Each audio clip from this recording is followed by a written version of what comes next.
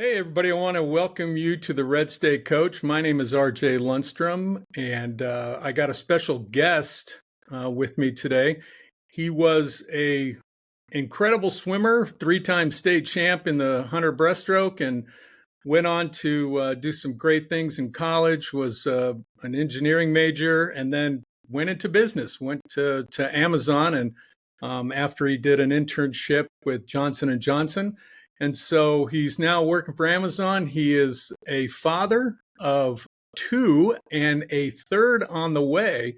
We're going to talk about taking young men to boys. His middle child is a young man who is two and going to be turning 3 this August. Oh, little caveat I need to say is this is also my son, who I happen to be very proud of, and I'm so glad that he agreed to do this with his dad. So without further ado, this is TJ Lundstrom, and TJ, welcome to the Red State Coach. Thanks. Really glad to be here. I was going to say I see myself over your over your left hand shoulder right there. And thanks for the intro. Covered a lot of ground there. Very close to being a four-time state champ there in the 100 breast. Freshman year, just got out touched. I think everything else you did some good justice to. So but yeah, we got Owen getting a little bit bigger every day and everything. So happy to talk about that, and happy to talk about everything else involved. So Oh, one thing I failed to mention about your accolades is you are also a junior national qualifier in that 100 breast as well. And I was at that meet, as you well know, when you just got out touched your freshman year. So yes, close to a four-time state champion. that's fun. Anyway, Yeah. we're going to hop right into it. So going into fatherhood and remembering prior to your first child, Leah, being born, what were the biggest fears that you had of becoming a new father? Yeah. So a good question. And thinking back to this time, so we were kind of the first among our friend group, among our family to get married, have kids, everything like that.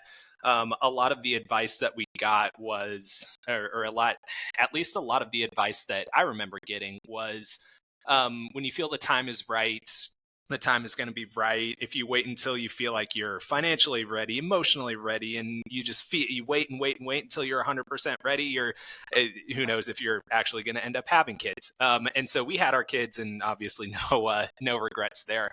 Um, I remember having an irrational, maybe even insane level of confidence of being able to figure things out.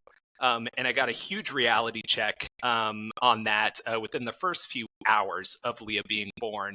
Um, she had her first poopy diaper, and my wife, who had just been in labor for quite some time, said, "Hey, like you're gonna need to handle this." And I took one look at her and said, "I have no idea. I've never done this before. I don't know." So the nurse had to come in and help me. So maybe that confidence was a little bit misplaced. But to that effect, I had kind of the step by step, and then from there on, I was okay, and a lot of other things went like that. The only thing that I remember really being truly worried about was how I was going to bond with her. And the reason that I said that, and it seems kind of silly looking back and everything, is what kinds of things is she gonna like? Are we gonna like the same things? Are we gonna enjoy that? Like I like sitting down and watching sports. That doesn't sound like something that a very young child baby is going to enjoy doing. And so what kinds of things are we going to do together? Um, and that sort of thing. And so, I, as she's gotten older, it's that fear has been completely washed away. She has been just such an interesting child, and so just earlier, a couple of weeks ago, we got back from a Home Depot workshop where you put together, just this little thing. Spend about half an hour doing it, and then you get to paint it, color it afterwards. We both love doing that, and we found different things kind of along those lines as well. But yeah, that was definitely my biggest worry as we were getting ready to have a kid. So So, did you have that same fear when Owen came along? Not as much, just because. Okay, so first of all, boy coming through rather than girl, and so some of those worries were tied to that aspect. But also, at that point, Leo was two, almost two and a half, and so I had kind of that experience of, hey, this is what it's going to be like. Here's what playtime's going to be like. Here's the different things. It's so every child is going to be unique, but I didn't expect anything to be drastically different from that standpoint, and I think for the most part that's held true. So I think a little bit less second time around, and then third time around we're back to the irrational, insane confidence of being able to figure things out. So Well, I can say that when you came along, mhm. I don't think I had those irrational fears either.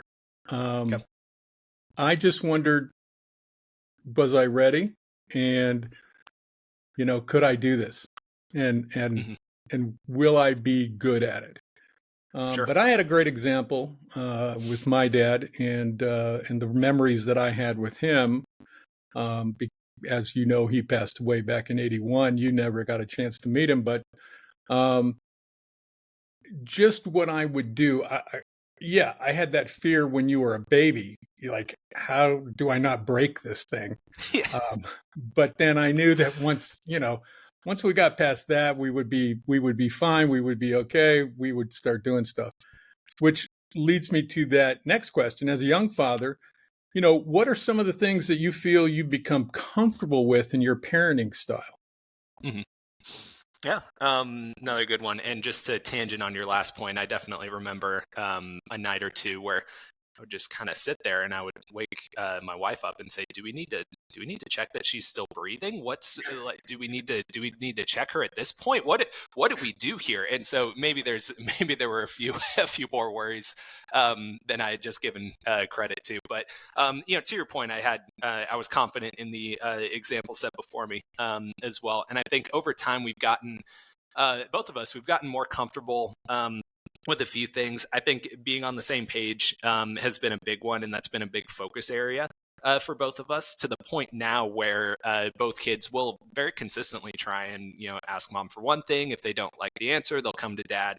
And it'll be kind of amusing to both of us because we're very confident in what the answer each one of us would give in that situation. And a lot of times, the now we have the benefit of the kids being very young, is that we heard direction being given the first time, and so we know what perspective to reinforce. So that makes it a little bit easier as well. But in terms of comfort, trying to think if there are other things. I think kind of balancing tasks. And so, for example, after work, once we get into kind of the 5, 6 o'clock hour, there's going to be, um, somebody, one of us will be here kind of watching the kids. Another one will need to kind of clean up, do some cooking, that sort of thing. And so, kind of balancing those out, I think we've gotten into a really nice groove just in terms of that. I feel like I've become a significantly better cook over the past few years, kind of to that effect as well. And then one other thing that's actually been a big one that I realized is that kind of knowing when to step in, and when to say, hey, this isn't a good idea. This isn't what you're supposed to be doing, and kind of holding a firm boundary, as opposed to kind of letting free play happen, letting them wander, letting them kind of explore. Um, and there's kind of a balance that it may have been tough to find initially, and certainly from an outsider looking in, you may see my daughter's ability to climb a tree taller than 6, 8 feet up in the air, whereas we're perfectly comfortable with that. She's done that plenty of times. She's very skilled at that, and that's okay. So I think different things like that as well have become comfortable over time. Well, to be honest with you, that's old school stuff. I mean, Mhm. that's stuff that I did as a little kid, and my parents didn't worry. Yeah, Yeah, if you fall out, you get hurt. That's you learn a that's lesson. the deal, Yeah. and you learn about it. And you know what? not the worst thing that can happen to a kid. Mhm. Um, Yep. but that gets me to that kind of a supplemental to that. You guys were able to, because Leah and Owen came around during COVID, and you Mhm. were home, working from home, and now that has transitioned to you working, um, out of the house. What challenges has that brought out in terms of you being around as consistently as you were before? And not that you're not around consistently, but certainly there's that absence of dad being home during the day. Oh yeah. No, absolutely. I think so. I think there's a couple things to that. And yes, for the first 4.5 years of my daughter's life, I was working from home, and that was abruptly changed kind of at the beginning of this year in 2025, where I'm going into the office every day. Um, and so that's very different, but that's also kind of some of the difference between girls and boys, as well, right? Is it's with our daughter, is we sat her down, we explained things to her. um hey, I'm going to need to be going into the office. This is what, who I work for, that's what they require of me, in order to kind of do my job and be successful at it. This is something that I need to do. And sure, there's questions, and there's a little bit of a routine that's developed as I'm leaving, and both of the kids will open the screen door, they'll shout bye at me, I'll shout bye right back, and so that's become a little bit something else. With our 2-year-old, it's a little bit different, because he's younger. And there's a little bit of difference there just between actions versus words. He's going to naturally respond a lot more to actions, and my action is that I'm leaving. And so he is consistently, almost every morning he's going to check, hey, you will come back every morning. And so the emotional kind of impact of that, more than anything else, overall, from a just from a life standpoint, everybody is okay, because the hours that I'm gone, in generally, my wife and kids generally, they'll have a morning activity.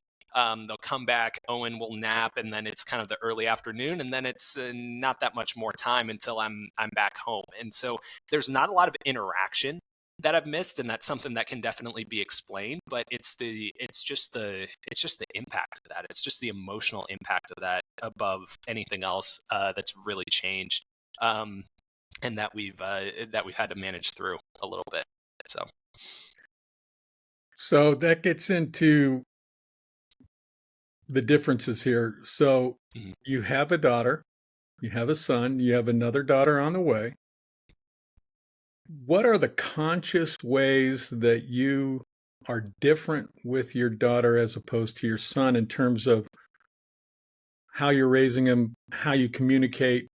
You know, are those things going to become the same as he gets older, or are they going to be different because they're not only different kids in terms of Mhm. their personalities and who they are, but genders do have differences? Yeah.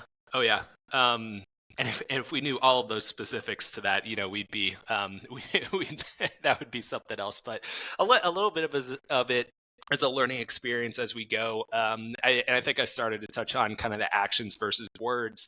And so I was looking into this, and so they did kind of a study, elementary school age children. And they asked girls to, hey, can you go play with this kid who's playing on their own? And first few follow up questions from girls, more often than not, were going to be, who is it? Who else is going to be there? Different things like that. Now they did the same thing with boys. The first few questions for with boys was, hey, what are we going to do? And so that kind of, to me, that also clicked and emphasized kind of the idea of actions, versus words, as well. And so, to It's me, interesting. what that part of what that means is that there's always going to be an emphasis on kind of following up, and everything, and making sure, that there kind of the action there, is going to be key. Um, and so I think what we've seen so far, and we'll see over the next couple of years, is that if this is just a difference in age. But our daughter is very good at seeking things out and she has kind of a natural curiosity. She will naturally go deeper into things. She will naturally kind of do different things. Whereas with our 2-year-old and our son, maybe that means we need to be a little bit more direct. Maybe we need to be a little bit more intentional, giving him jobs, giving him responsibility, that sort of thing, because he's going to, there's the potential that he's going to respond better to that, and everything. And so that's probably the one big one. I think another key one, just to kind of tangent for a little bit, but the perspective of each of them, as well. And so understanding, for example, for our daughter, it's going to be more important than for our son to be kind of proactively aware and situationally aware, of different things. And it, specifically just in terms of preparation of potential danger and situations and things to avoid and that sort of thing. It's much more important for her to be proactively aware, for various reasons, whereas for our son, it may be not that it's not important to be proactively aware, but it's also, there's going to be more of an emphasis on him versus her, on kind of being reactionally, if reactionally is a word, aware, kind of in those situations. Does that kind of make sense? No, and I was going to even say reaction for him rather than, um, prep for her. Yes. I mean, Yes. he seems like a reaction kind of guy. He Yes. reacts to things before kind of seeing them develop. Yeah. Whereas Leah, my experience with with my grandchildren and your children, she is very thoughtful and very projecting about what this may lead to or what this is, as opposed to Owen, who just wants to do. Yeah. Yeah. Yes. Very much. And so we'll see over time. We'll have a tiebreaker, to see how much of that is just naturally their personality. Is it girl versus boy? What is that? So Cool. yeah. All right. Now we get into the stuff that I may not want to hear, but probably should for the sake of the podcast. What do you remember from your parents and how you were raised? What are some of the things that you have incorporated into your parenting that you kind of held on to?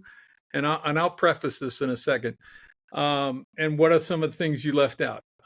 For example, for myself, my dad was very reactionary. He would lose his temper very quick and get upset, and then he would like calm down. It would take a minute for him to calm down, and then he would be very rational on the day-to-day type of things. In other words, if I did something that was inappropriate for me to do, like I took cookies or did whatever, made Yeah. a prank phone call, he would get very upset right away, react, and then kind of talk to me about it in a minute. The serious stuff, for example, I drove a car when I shouldn't have, before I got my license, got into an accident that could have killed some people. Fortunately, it didn't. And I just remember walking into his office saying, this was the situation.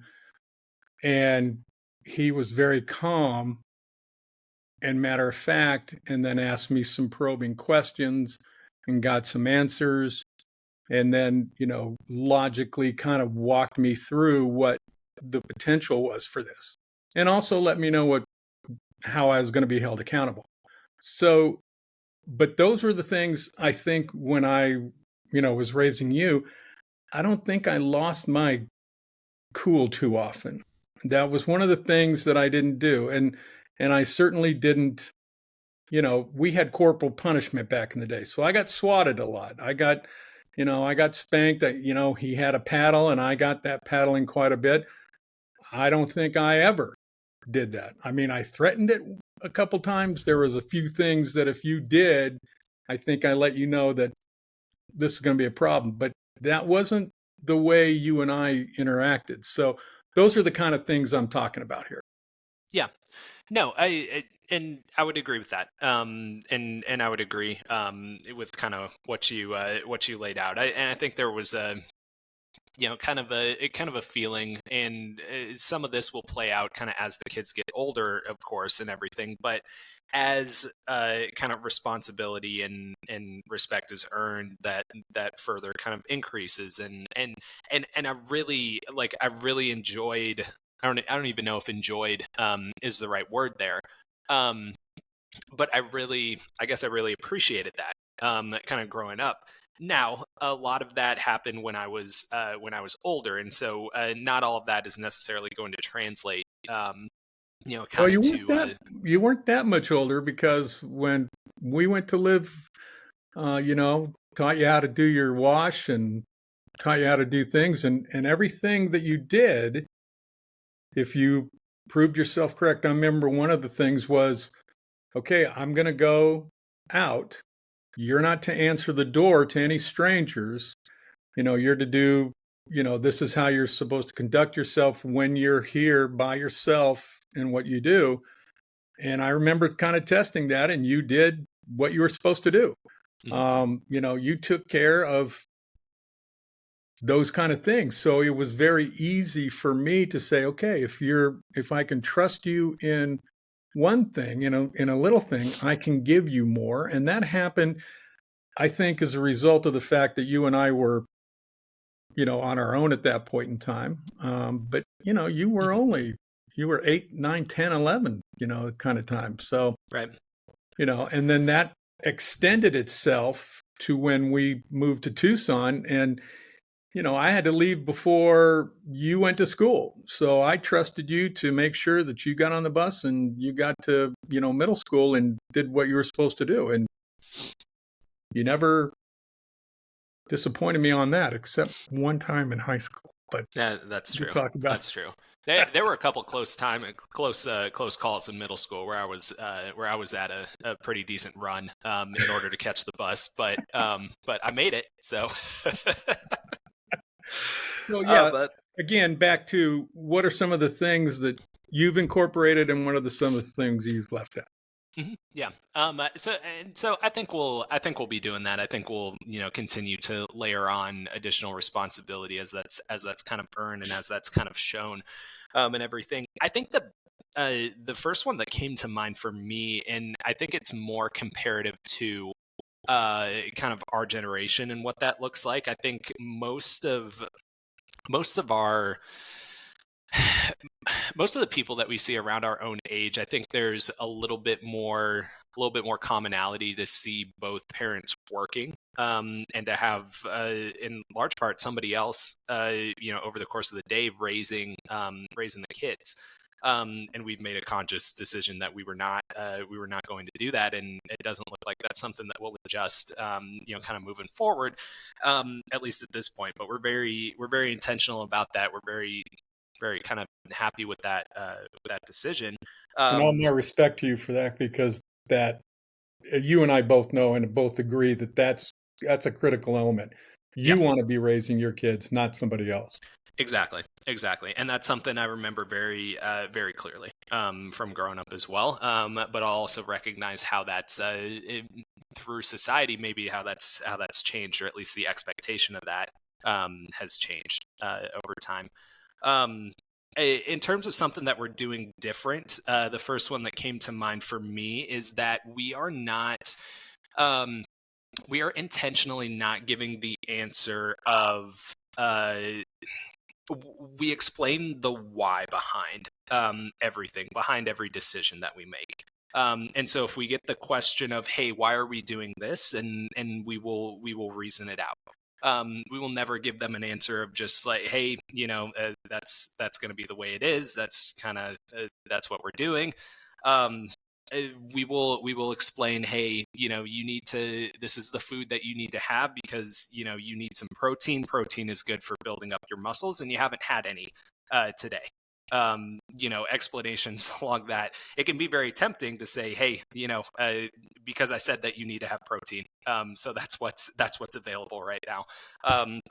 We're making an intentional effort to explain that. So Oh, I get it. I mean, I don't think I was where my dad was in terms of it because I told you so. right, right, Or if I say jump, you say how high, and if I say poop, you ask me what color. I yeah, remember that from my dad. I don't think I did that with you, mhm, but I don't think like you do. I don't think I explained the why as much as you guys do, and I appreciate seeing that. yep, You know, I think those are as each generation raises a new set of kids, those are things to incorporate in that I don't think, well, I know your Grammy wouldn't, probably have gotten into that, but I certainly understand that and appreciate that that's where you guys are going with that. mhm, yep. So how different is raising a male? How different is raising Owen going to be compared to when you were growing up? What are the things that you're worried about and help and think you're going to have to, and that means you got to put on your crystal ball. What Sure. are the things that you're going to have to navigate him through that maybe you didn't have to, or you and I kind of stumbled through? What are those things that you see coming down the road that you're going to have to, especially with Owen, um, Mhm, deal with? yeah. Um, I'm very interested to get your take on this as well, and your kind of some of the specifics that you might see too. But I'll give you one example of at least one example of something that I'm seeing. So, um, in the most recent, at least published survey of kind of, hey, what do you want to be when you grow up? I remember being asked that when I was a kid, and I remember very typical answers: doctor, lawyer, policeman, professional athlete must have been up there. Um, so the top three answers for boys today, top two are doctor and professional athlete. Get that? Yeah, doctor, extremely well publicized. Everybody, kind of knows about that. Who doesn't want to be a professional athlete? To completely understand that. Number three, 15% of boys said that they want to be a YouTuber when they grow up. And that is what they aspire to be. Exactly. Exactly. And so I there's I feel like maybe there was a little bit more of a clear line of like, hey, when you grow up, here's your ideal, um, here's what it's like to be professional, here's what it's like to be successful, here's what that kind of is. There's so much more out there, and I know kind of the YouTuber, the influencer is kind of the example about that, but there's so much more out there that could be taken as an example over here, over there, just in terms of what that might look like. And so it really kind of reemphasizes just the core concepts: responsibility, integrity, kind of those sorts of things. So Well, and we're going to get into those things in a minute, but mhm. I do want to touch on that. Obviously, you know that I'm trying to do some YouTube stuff, and I think it depends upon what you want to do with that. Do Oh you yeah, just want to be an influencer and dance around like an idiot and talk about what you're doing that day, or are you going to be a YouTuber that or a social media influencer that creates content that actually has value, right, that's not just about, oh, look at me, I'm wearing Jordan or something silly. whatever, the Yeah, I'm wearing Ralph Lauren today and I'm having my Brussels sprouts with bacon. Nobody cares. right. But if but if you want to be a YouTuber that, hey, I want to show you how you can build something, or I want to take you through how you can, do your homework better, or be, be this or be that, Mhm. and teach content, or influence in a positive way, yeah, good for them. Yep. Um, but navigating that social media thing, not only, YouTube access, but Facebook and Instagram and what those are going to morph into and X, how are you going to deal with that coming up? I know that we Yeah. waited for you to, I think it was high school before you got your cell phone. Hmm. Um, and I don't remember, and this is probably one of my failures, is I don't remember monitoring you very closely on your Facebook stuff and that kind of stuff. Not because it wasn't huge then, it wasn't as much then, I don't think, as it would become. How are you going to deal with that? Yeah. Um, Good question. Um, every every single parent that I've talked to with older kids says the same thing. Wait as long as you can before social media. Wait as long as you can before giving them a cell phone. Now, I think, especially in today's day and age, I think a cell phone can be a great tool, but it doesn't necessarily need to be a smartphone. Like, I think a cell phone is a great tool in case they need to get a hold of us, in case they need to use it for some reason. Absolutely, but you can do that with a flip phone. You don't need access to the entire app store in order to be able to do that. So uh, I think there's different things to think about. I also think that I don't know, when I think about social media, I think it's one of those things where people are kind of growing to understand that there is some good to it, absolutely. And for a lot of the reasons that you just lined out with the kind of publishing content, and there's a lot of good out there, but there's a lot out there at the same time. And so I think I think people are starting to recognize that. I think that there's the potential for some change over the course of time. I'm hopeful that there is, um, just in terms of what that might look like. In the current environment, I'm not sure that we would know exactly how to navigate that. What that will look like a few years down the line. Hopefully there's a different landscape, hopefully those sorts of things, but it's something that we need to prepare for. It definitely is, because that's a huge like you said, social media, it really popped up when I was in middle school. So it definitely wasn't something, as you were sitting here and I was 4 years old, that you were thinking about, and how are we going to navigate this and that sort of thing. So um it's very different. It's very different, and it's definitely something that we need to prepare for. So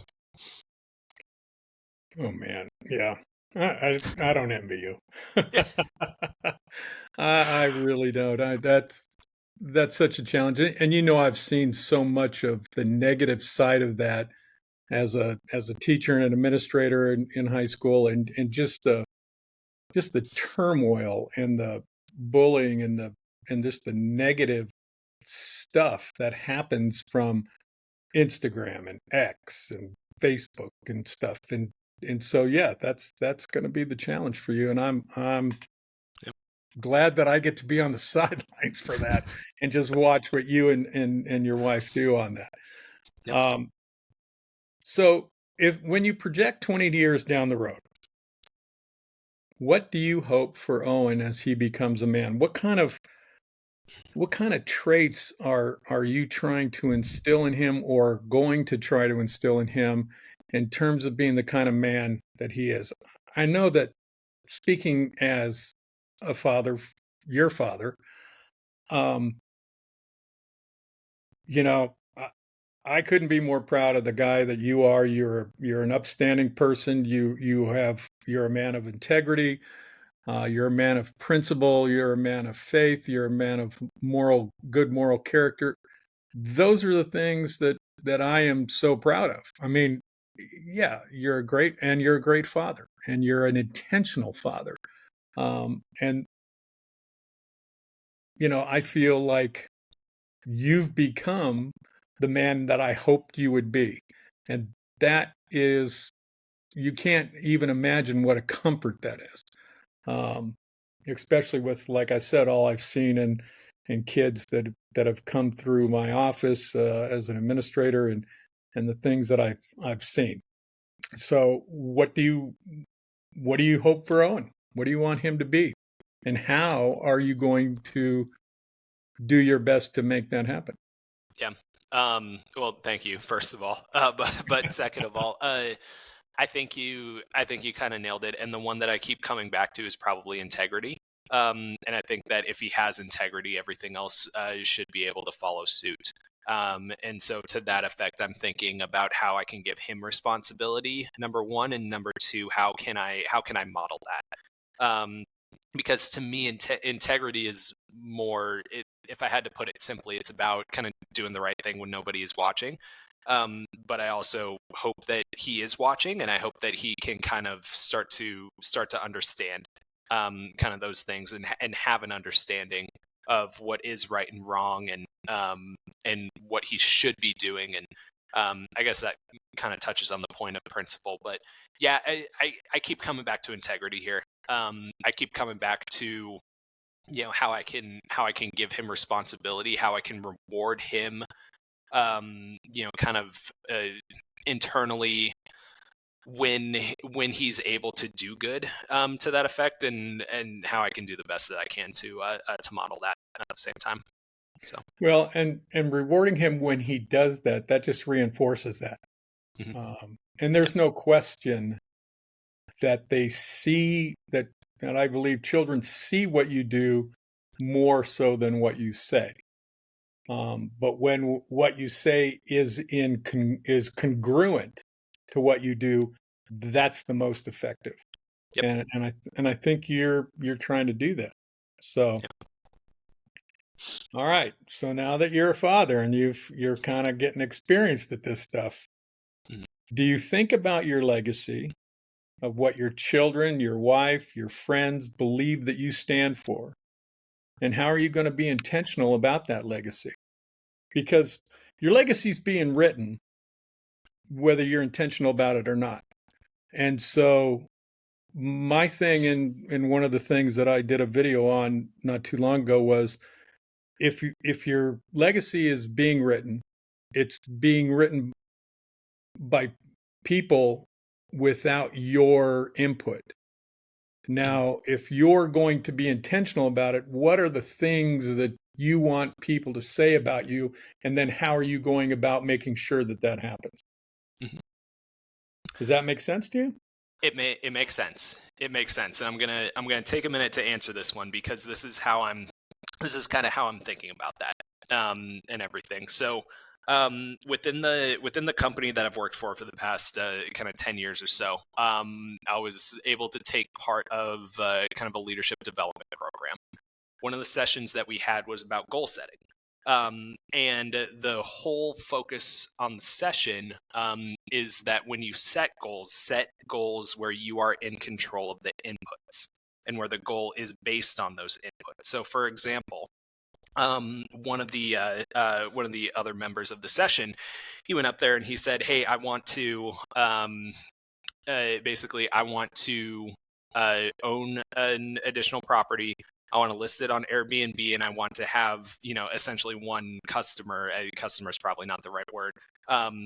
Within this time frame, I think within the next 3 months. So he wanted to, spruce the place up, get it listed, get somebody signed up. And the instructor said, "Hey, no, that's not a good goal. You are not in control of what other people decide to do. So everything up to that point is an excellent goal. You can fix the place up and you can get it listed, but you are not in control, kind of that last step. So that's kind of how I think about this right here. Is that I cannot, to some degree, I will never be in control of what other people think or do, at least to some effect. I can control the inputs to that. I can make sure that I act with integrity. I can make sure that, as a father, I am professional. I am a protector. I can be an example. And then from that, essentially people are going to do what they will, with that information. So I can do the best that I can to control those inputs, and I will continue to do that. to the best of my ability, and I will figure that out kind of as I go along, as has kind of been the case. Um, but I hope to have some things where that can be an example, and that's what I know that I am in control of, and how that plays out. You know, I will position that with as much positive intent as I can, and let that play out. So That that's spot on. I didn't even, think about the fact you can't control what people think. But if you do those things, that's what people are going to remember. That's what people are going to say if they say, "Hey, what kind of guy was TJ?"